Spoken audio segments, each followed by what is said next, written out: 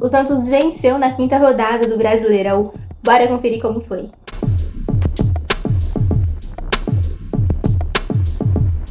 Oi, eu sou a Esté, sejam bem-vindos a mais um vídeo do canal. No vídeo de hoje, a gente vai falar sobre o jogo entre Ponte Preta e Santos, com vitória do Santos 2-1. O Gil balançou as redes, finalmente com a camisa do Santos, a gente estava esperando esse gol desde o início da temporada, ele até veio, né, sem ser na rodada passada, na anterior, mas infelizmente a arbitragem brasileira, ruim do jeito que é, acabou anulando um gol legal dele e ele, enfim, essa estreia dele balançando as redes com a camisa do Santos teve que esperar um pouquinho mais, mas aconteceu na noite de ontem. E o Juliano também deixou dele. No segundo tempo, a Ponte até diminuiu ali, mas a gente já vai contar a história dessa partida. Vamos começar falando do primeiro tempo, porque como eu já disse, né, o Gil voltou a ser titular do time, ele retornou à titularidade ali. Ele foi poupado no jogo contra o Amazonas, mas, enfim, foi poupado mesmo por pura opção técnica mesmo. E ontem estava presente ali como titular da equipe do Santos. E o resto do time foi a mesma base que a gente está acostumado. João Paulo, Joaquim, o Gil retornando, JP Sherman de um lado, o Escobar do outro. O meio-campo ali com o João Schmidt, Pituca e o Juliano. E lá na frente, Guilherme de um lado, Otero de outro e Morelos centralizado. O Morelos, mais uma vez, não fez uma partida de encher os nossos olhos, muito pelo contrário, bem abaixo, né? O Otero também bem discreto ali, apesar do segundo gol ter surgido de uma jogada dele também, a gente já vai falar disso.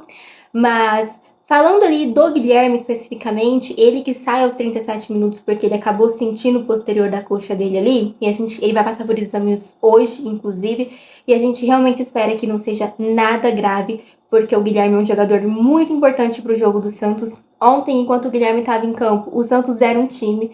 Quando o Guilherme sai, o Santos se torna outro time. O Carille, ele coloca o Patrick para substituir o Guilherme, né? Ainda ali no primeiro tempo, ele saiu aos 37.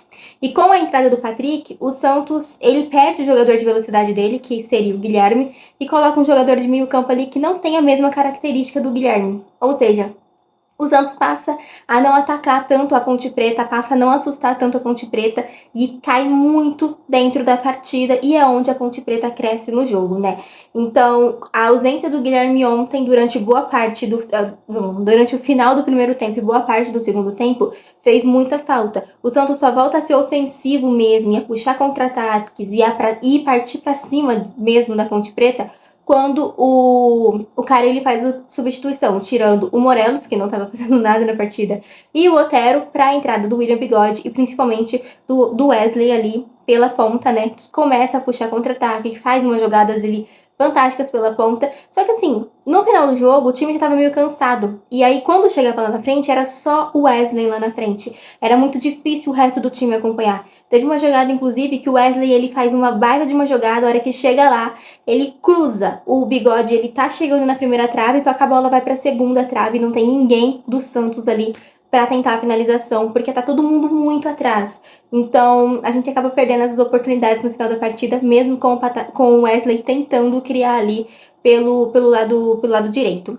Bom, voltando ao primeiro tempo, então, para falar dos nossos gols, nos primeiros 15 minutos ali, a Ponte Preta até começa a assustar mais o Santos, mas é aquele... Não chega nem a assustar, na verdade. Eles têm mais a posse de bola, né? Começam a tocar mais, tentando envolver o Santos, mas o Santos, bem postado ali, consegue, de certa forma, mesmo não tendo controle, a bola consegue controlar o jogo. Tanto é que consegue chegar no primeiro gol da partida, numa jogada do Guilherme, né? Guilherme, como eu disse para vocês, uma das figuras do Santos nessa temporada. Ele faz o cruzamento e encontra o Gil lá do outro lado, que finaliza de cabeça e abre o placar. Eu já falei para vocês do Gil, mas eu vou repetir. O primeiro gol dele com a camisa do Santos.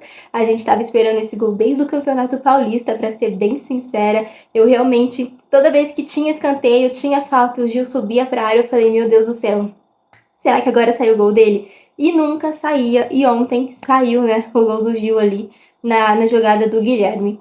Depois disso, não demorou muito, na verdade, acho que foi uma questão de 5 minutos para sair o gol do Juliano. E como foi esse gol? Foi o Otero encontrando o Sherman ali, né, numa enfiada de bola. O Sherman cruzou O goleiro fez a defesa e no rebote o Juliano empurrou para o fundo das redes. Então essa é a importância também de ter um bom posicionamento dentro da área, né? Às vezes a bola até sobra ali dentro da área com falhas da defesa adversária e o Santos nunca consegue aproveitar porque nunca tem jogadores bem posicionados. E ontem nesse segundo gol do Santos, o Juliano ele estava bem posicionado.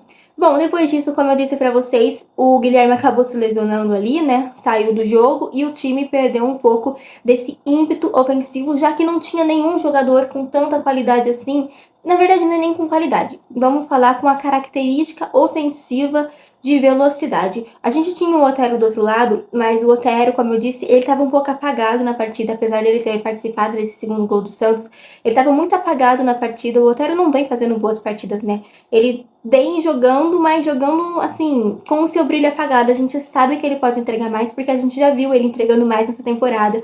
Então a gente realmente espera que ele retome esse futebol dele dos dias que ele estava assim muito inspirado, né? Ele chamou a responsabilidade, fez grandes jogadas, partiu para cima, sem medo, sem nada.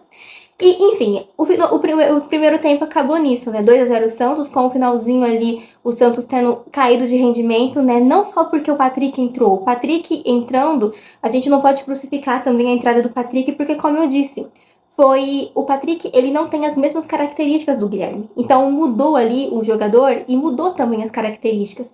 Então, a culpa não foi do Patrick que o Santos passou a não jogar tão bem assim no jogo.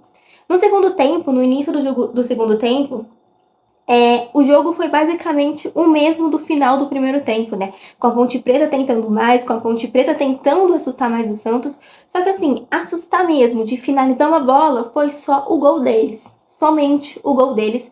Porque em outros momentos eles até tinham a bola no campo de ataque, mas não finalizavam. O João Paulo não fazia defesas, não era, como eu falo, não era acionado em nenhum momento, porque a Ponte Preta não finalizava. Foi só no lance do gol. E esse lance do gol, inclusive, eu fiquei até com uma certa dúvida, porque foi de uma cobrança de escanteio e um corte que o Joaquim faz, né? O Joaquim faz o corte para escanteio, só que eu não sei, mas ao meu ver, o jogador da Ponte Preta que estava nesse lance com o Joaquim, ele estava em posição de impedimento. Então deveria ter sido marcado o impedimento e não o escanteio para a Ponte. Mas, enfim, eles reprisaram uma vez, só que a câmera não deu para ver muito bem se realmente estava impedido ou não.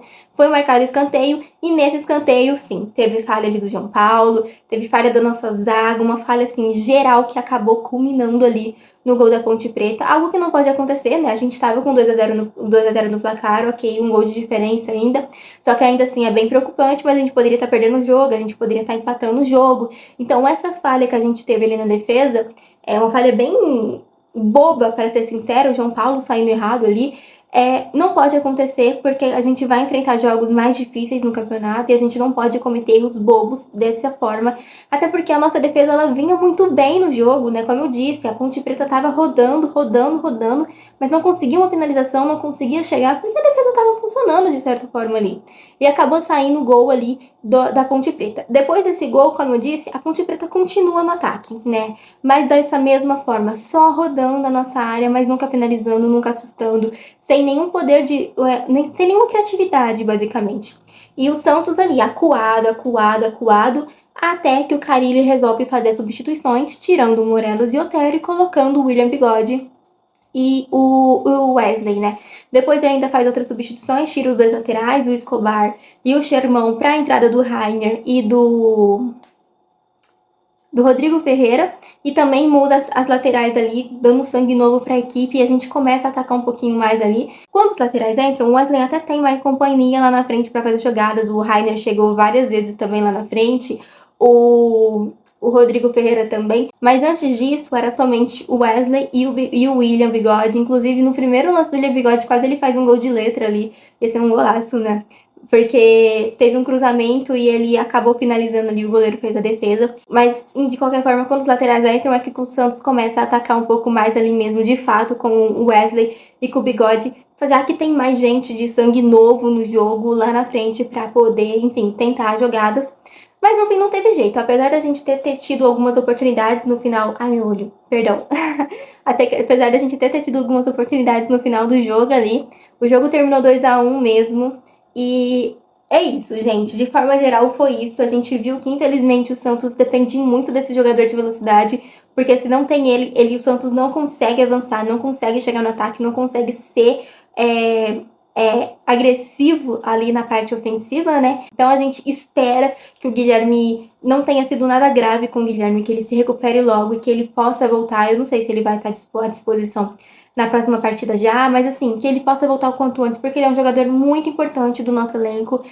Na última partida, por exemplo, contra o Amazonas, ele não fez uma boa partida, mas assim, é uma em 5, 6, 7 partidas que ele não vai bem. É muito raro ele não ir bem, porque ele sempre tá ali, olha, ajudando na defesa, no ataque. É um jogador muito polivalente, então, e é um jogador que faz falta. Então a gente espera mesmo que ele volte o quanto antes. Mas enfim, vencemos. Comenta aqui embaixo o que vocês acharam desse jogo, o que vocês acharam da atuação do Santos, né? E também desse lance do fato do Guilherme estar em campo e não estar em campo depois, o que vocês acharam, o que vocês viram de diferente no time.